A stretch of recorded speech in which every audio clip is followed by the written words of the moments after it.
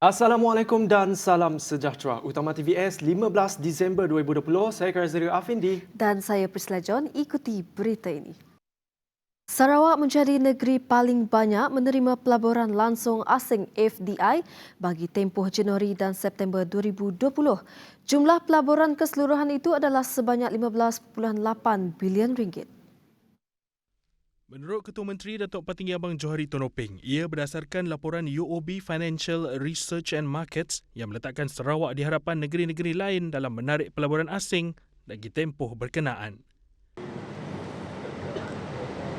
Kita yang banyak sebab kita stable, sebab kita mempunyai kerukunan, saling menghormati di antara satu sama lain, politik kita stable, dan kita mempunyai rasa inklusif. Dan kalau ini berlaku, ekonomi kita akan memacu and everybody will benefit.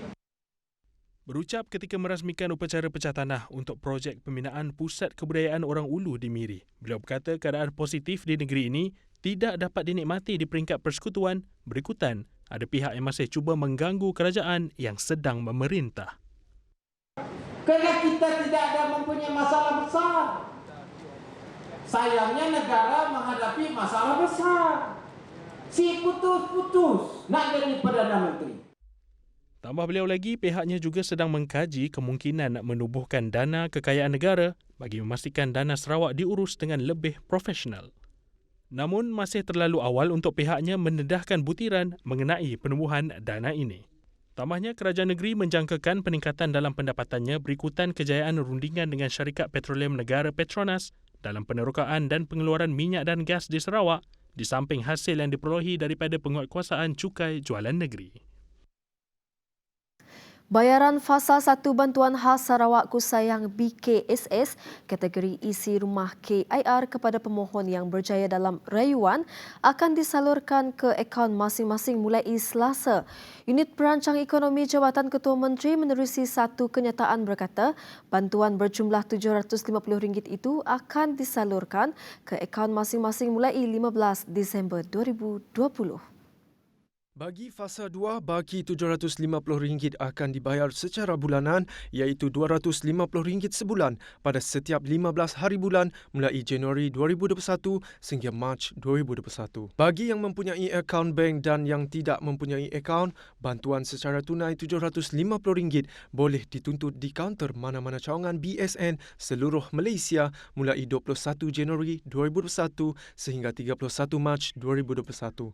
Manakala bantuan secara one-off berjumlah RM500 kepada individu bujang B40 rayuan akan disalurkan ke akaun bank masing-masing juga mulai Selasa. Sementara itu, melalui tinjauan TVS, rata-rata penerima menyambut baik pengumuman ini. Perasaan kami agak ada gembira sikit lah sebab ada duit ekstra lah. Boleh beban expenses bulanan lah. BKSS tu at least yang dapat tolong golongan orang yang pekerjaannya bergantung pada gaji harian lah. Ya. Perasaan kami mendapat rayuan tu, bantuan tu yang akan dapat meringankan beban kami orang and then dapat beli barang keperluan harian and then at least dapat menolong kami orang dari pandemik tu lah. Profesor Diraja Ungku Abdul Aziz meninggal dunia ketika menerima rawatan di Hospital Prince Court Kuala Lumpur pada Selasa. Ungku Abdul Aziz dilaporkan menghembuskan nafas terakhir pada pukul 4 petang akibat sakit tua pada usia 98 tahun. Kematian Ungku Aziz dimaklumkan oleh isteri Allahyarham Rahaiah Bahiran. Menurut sumber, beliau mengalami sakit tua dan sudah dimasukkan hospital 2 bulan lalu. Suruhanjaya Penerbangan Malaysia MEFCOM menjangkakan jumlah tempat duduk perkhidmatan penerbangan penumpang akan berkurangan antara 72.8% dan 75.6% tahun ini susulan impak COVID-19. Kata Timbalan Menteri Pengangkutan Hasbi Habibullah, berdasarkan semakan semula unjuran senario trafik penumpang Malaysia 2020, MAFCOM, persatuan itu menyaksikan jumlah penumpang akan berkurangan kepada 26.6 juta hingga 29.7 juta berbanding 109.2 juta penumpang tahun lepas. Jelas beliau, syarikat penerbangan dijangka memerlukan tempoh 3 tahun untuk pulih sepenuhnya daripada impak wabak itu, namun tertakluk kepada situasi semasa penularan wabak di dalam dan luar negara. Katanya lain, selain pengurangan cas pendaratan dan parkir pesawat, kementerian telah menyenaraikan beberapa show kepada Majlis Penasihat Ekonomi bagi mengatasi masalah pekerja sektor penerbangan yang hilang pekerjaan dan membantu syarikat penerbangan. Antara show itu ialah pengecualian had bilangan pekerja sektor itu yang layak menerima bantuan keuangan menerusi program subsidi upah di setiap syarikat, insentif keuangan bagi promosi dan pemasaran tiket serta ribat utiliti penerbangan dan operator lapangan terbang. Sejumlah 1,772 kes baharu COVID-19 direkodkan pada Selasa menjadikan kumulatif 86,618 kes COVID-19 direkodkan negara setakat ini. Kata Ketua Pengarah Kesihatan Tan Sri Dr. Nur Hisham Abdullah, daripada jumlah kes itu, Kuala Lumpur mencatatkan kes harian tertinggi iaitu 696 kes atau 39.3%. Beliau berkata pertambahan tinggi di Kuala Lumpur berpunca saringan di kluster Tapak Bina Daman Lela yang menyumbang 567 kes atau 81.5% yang mana itu kini sudah memasuki generasi ke-6. Sementara itu, di Sarawak, daerah Kuching kini berstatus hijau apabila tiada kes COVID-19 jangkitan tempatan dilaporkan dalam tempoh 14 hari yang lepas, menjadikan jumlah keseluruhan daerah berstatus hijau di negeri ini 38. Daerah Serian kekal berstatus kuning dengan jumlah keseluruhan 2 kes jangkitan tempatan. Jawatan Kuasa Pengurusan Bencana Negeri JPBN Sarawak dalam kenyataannya menambah, tiada kes positif COVID-19 dikesan di Sarawak pada Selasa. Ini menjadikan jumlah keseluruhan kes positif COVID-19 di negeri ini kekal 1,075 kes. Hanya satu kluster COVID-19 yang masih aktif di Sarawak iaitu kluster besi di daerah Kuching. Dalam pada itu, Majlis Keselamatan Negara MKN telah meluluskan permohonan aktiviti pelancongan negara untuk kembali beroperasi.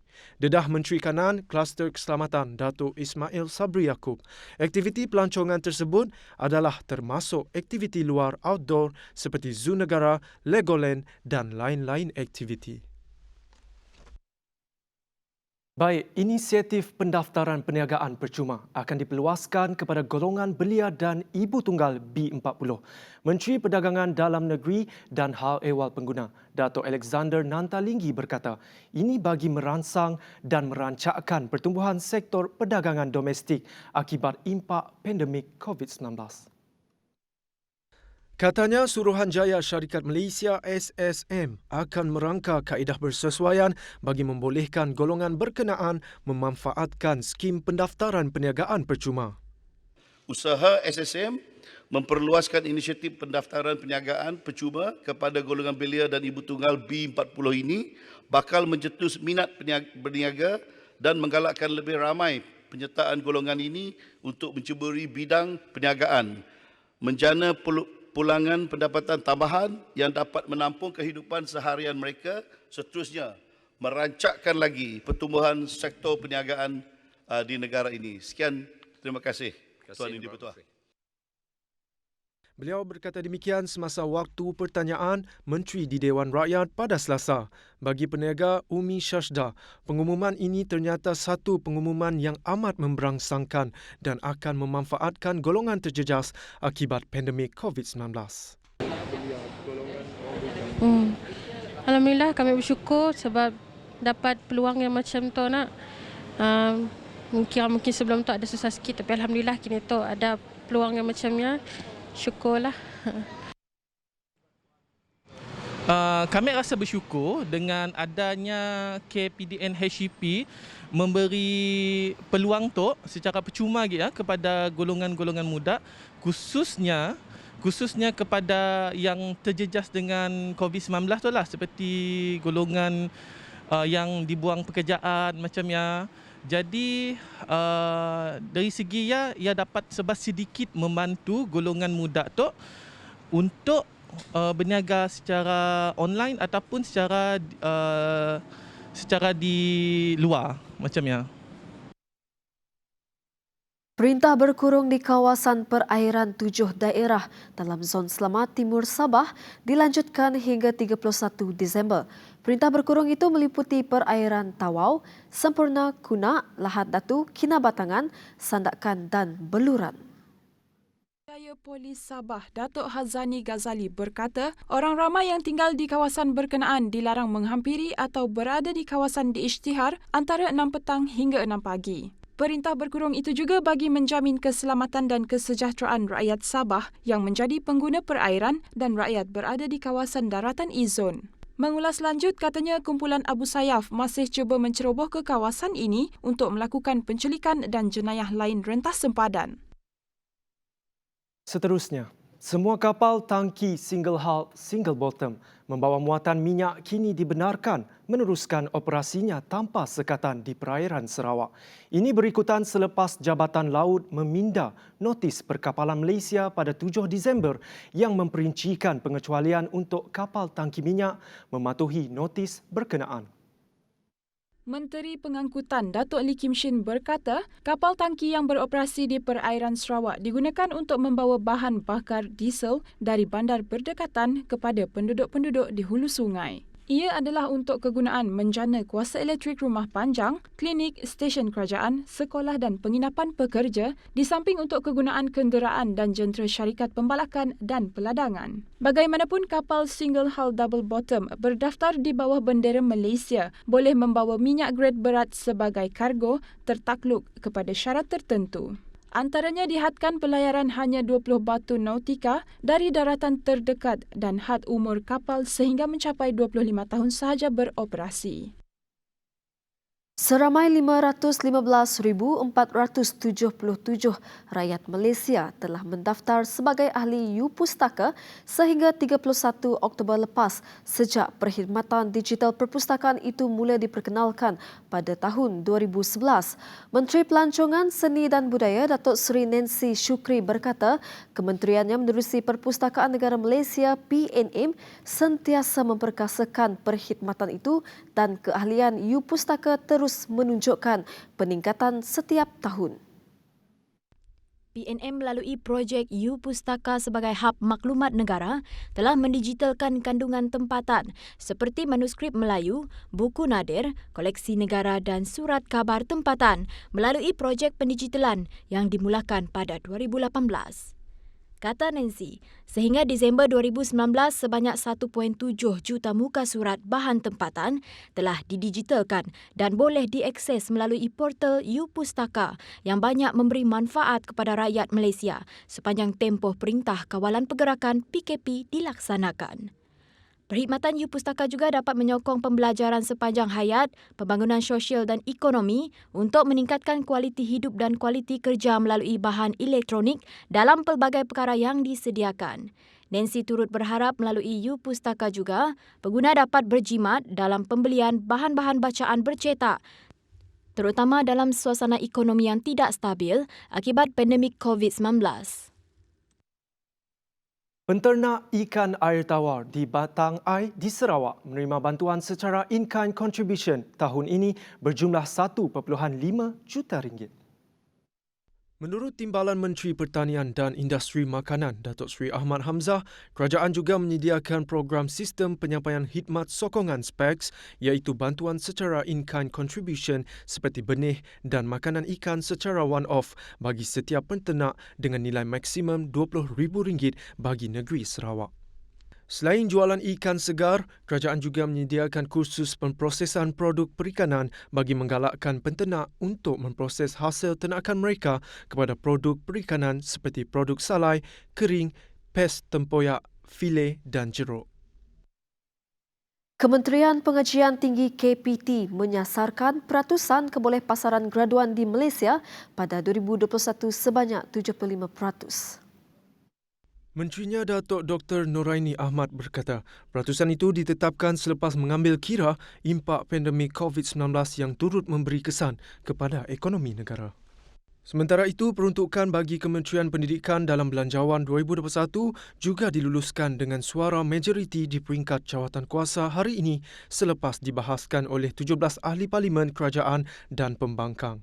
Terdahulu, Menteri Kanan Pendidikan Dr. Muhammad Razi Jidin ketika menggulung perbahasan bagi kementeriannya menyentuh beberapa isu antaranya peruntukan penyelenggaraan sekolah, sekolah daif, program rancangan makanan tambahan RMT dan inisiatif TV Pendidikan. Kita bertemu kembali. Sebagai pemangkin penting bagi sesebuah rumah panjang atau kampung untuk melahirkan modal insan berkualiti tinggi, peranan Biro Pendidikan adalah penting, terutama sekali pada ketika era norma baharu. Menurut Menteri Muda di Jabatan Ketua Menteri Undang-Undang dan Adat Bumiputera Sarawak, Datuk John C.K. Tayai, ahli Biro Pendidikan juga harus dilantik daripada golongan yang berpendidikan. Katanya lagi, peranan Biro Keselamatan juga penting bagi mencegah berlakunya kes jenayah seperti kes kecurian. Atlet pecut kebangsaan Jonathan Yipa enggan menoleh ke belakang. Sebaliknya mahu menggorak langkah dalam misinya memburu tiket ke Sukan SEA 2021 di Vietnam. Menurut atlet kelahiran Sarawak itu, dia kini mendapat gambaran lebih jelas mengenai perkara yang perlu diperbaikinya bagi meningkatkan prestasi selepas tamat saingan simulasi Majlis Sukan Negara. Jonathan cermelang apabila mendominasi acara 100 meter dan 200 meter sekaligus berjaya mengatasi Raja Pecut Asia Tenggara Muhammad Haikal Hanafi. Jonathan yang sudah 3 kali beraksi pada Tamasya Sukan SEA berkata, biarpun sukar untuk membuat sebarang perancangan khusus tak kala berdepan dengan cabaran pandemik COVID-19, beliau tetap optimis memberikan fokus dalam setiap sesi latihan. Sarawak United FC giat mempersiapkan jentera pasukan bagi menghadapi saingan Liga Perdana Malaysia pada musim depan. Ketua Jurulatih E. Elavarasan berkata, dengan adanya penaja yang tepat pada musim depan, pelbagai perancangan telah disusun atur bersama pengarah teknikal baharu B. Satyanathan dalam mempertingkatkan mutu bola sepak negeri ini. Kita ada sponsor yang baik untuk tahun depan, untuk 2021. And most probably kita akan bawa technical advisor Coach Satya. Alright. And Coach Satya lebih dia punya fokus ni untuk pembangunan bola sepak dekat Sarawak. So along the way dia akan tolong saya untuk set up team yang baik untuk tahun depan. And target kita very simple dah. Macam mana kita nak promote kita ke Super League. Itu target kita. Meskipun pasukannya belum lagi mengadakan sebarang siri jelajah seperti pasukan adik Kuching City FC, namun keutamaan pasukannya tetap kepada menjadikan pasukan Sarawak sebagai sebuah pasukan yang mantap. So, untuk kita ni, kita tak boleh menjelajah lagi. Priority kita, macam mana kita set up satu tim yang boleh bekerjasama untuk tahun depan.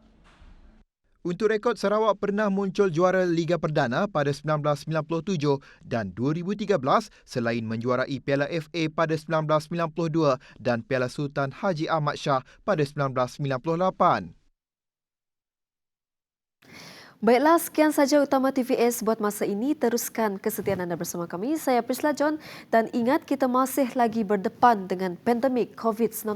Betul. Dan saya Karizari Afindi kepada kita orang semua di luar nun, jaga diri kita orang sebab perjuangan menentang COVID-19 tu belum habis lagi. Jadi jaga penjarakan fizikal dan patuhi SOP yang telah diberi oleh SIDAK KKM. Kita jaga kita. Baiklah, salam hormat dan selamat malam.